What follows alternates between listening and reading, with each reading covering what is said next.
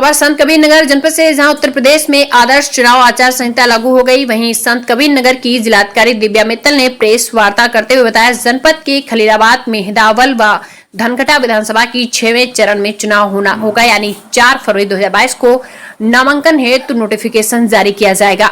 नामांकन की अंतिम तिथि 11 फरवरी 2022 को है। दिनांक 16 फरवरी 2022 को वापस लिए जा सकेंगे। दिनांक 3 मार्च 2022 को मतदान होगा। 10 मार्च को मतगणना की जाएगी। चुनाव निष्पक्ष कराने के लिए प्रशासन पूरी तरह सक्रिय है। 24 घंटों में जनपद में लगाए गए राजनीतिक दलों के पोस्टर बैनर को हटाया जा रहा है। उन्होंने जनपद वासियों से अपील किया कि कोविड के नियमों को ध्यान में रखते हुए चुनाव प्रचार करें। मतदान में कोविड नियमों का पालन करना अनिवार्य होगा। संत कबीरनगर जनपद से मिथिलेश कुमार धुरिया की रिपोर्ट। आज चुनाव आयोग, माननीय चुनाव आयोग द्वारा हमारे प्रदेश में चुनाव की घोषणा की गई है। इसी के साथ आचार संहिता हमारे जनपद में भी लागू हो गई है। हमारा चुनाव जनपद संत कबीरनगर में 6ठे चरण में है और हमारे वोट जो है 3 मार्च को पड़ेंगे।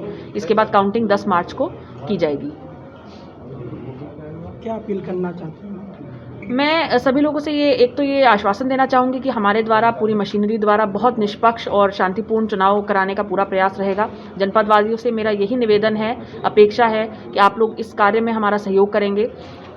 जो भी चुनाव आयोग द्वारा संवैधानिक जो आपको अपना अधिकार का प्रयोग करना है, उसको करने में पूरी तरह से शांति बनाए रखें। और दूसरी चीज़ ये कि कोविड फिर से कहीं ना कहीं बाकी राज्यों में काफ़ी बढ़ रहा है, तो मेरी सबसे ये अपील है कि चाहे चुनाव का प्रचार हो, चाहे चुनाव का मतदान हो, हर तरह के काम में आप अपने कोविड नियमों का अवश्य पालन करें, मास्क लगाएं और सामाजिक दूरी अवश्य बनाए रखें। मैम, बुजुर्गों के लिए क्या है इसमें? इस बार चुनाव आयोग ने बुजुर्गों के लिए और डिफरेंटली एबल्ड लोगों के लिए, दिव्यांगजनों के लिए विशेष व्यवस्था की है। वो चाहे तो एक तो बूथों के ऊपर बहुत जो अश्योर्ड मिनिमम फैसिलिटी है, यानी रैम्प है, उस तरह की सभी व्यवस्थाएं उपलब्ध होंगी।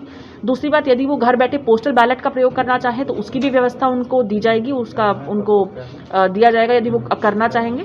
तीसरी बात, बूथों पे व्हील चेयर्स की भी व्यवस्था की जाएगी, जिससे उन लोगों को कोई, दिव्यांगजनों को कोई समस्या ना हो। अधिकारियों को क्या निर्देश दिया गया है? सभी अधिकारियों को ये निर्देश दिए गए हैं। एक तो कुछ कार्य हमें 24 घंटे और 48 घंटे में करने हैं, जैसे कि पोस्टर बैनर सभी सार्वजनिक स्थलों से हटने हैं, वॉल पेंटिंग्स को 48 आवर्स के अंदर हमें हटवाना है। ये निर्देश उनको दिए गए हैं कि इस कार्य को निर्धारित समय सीमा के अंतर्गत पूर्ण करें। इसके अतिरिक्त ये ओवरऑल निर्देश दिए गए हैं कि चुनाव में पूरी तरह से निष्पक्षता वो 100% अपनी बना के रखेंगे। किसी भी दल के साथ, किसी भी व्यक्ति के साथ किसी भी भेदभावपूर्ण व्यवहार नहीं होगा।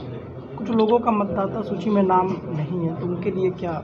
वैसे तो हमारा SSR जो विशेष पुनरीक्षण अभियान है वो चला था, उसमें बहुत सारे लोग जुड़े हैं, परंतु यदि फिर भी कोई व्यक्ति रह गया है हमारे वोटर लिस्ट में जुड़ने से, तो अभी भी वो फॉर्म 6 भर के अपने BLO या SDM साहब को दे सकते हैं और अभी भी उनके नाम जुड़ेंगे। नामांकन के समय तक ये प्रक्रिया चलती रहेगी।